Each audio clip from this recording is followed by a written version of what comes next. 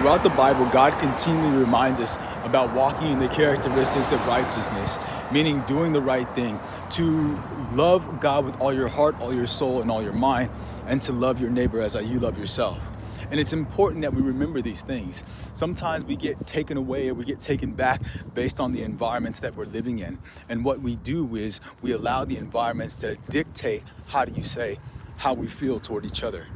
What's important is that we cannot get caught up in these, false realities, that it is not the environment that shapes and defines us, that it in fact should be how we feel for each other. And if we love God with all our heart, all our soul, and all our mind, and if we love each other, or love each other as I loved you, or love your neighbor as you love yourself, then in fact, how can we ever say or ever consider being bad toward another person?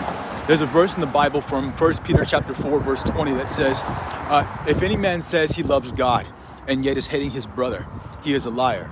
For the one who hates his brother whom he has seen cannot possibly love God whom he has not seen. And by this commandment, if whoever says they love God must also love their brother.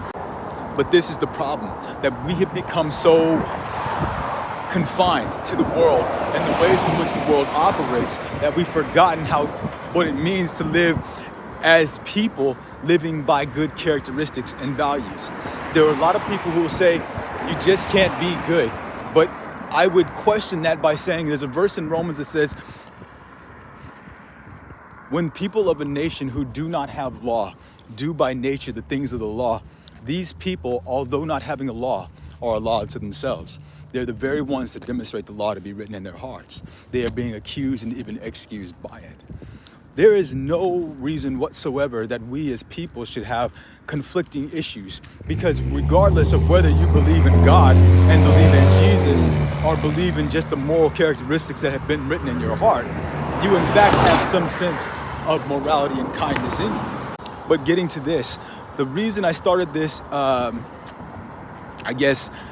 thing, or this push toward helping your neighbor, is because much of the reasons that we are confined today in society is due to economic, stress. But this stress also plays into our lives. Also, because everything has a monetary value, we are now confined to it. Not able to move, not able to act, not able to behave in any characteristic and way without the acquisition of money. But what does our life become once we in fact, have no financial needs and financial debts? And this is the purpose, to encourage people to come out of their environments through love.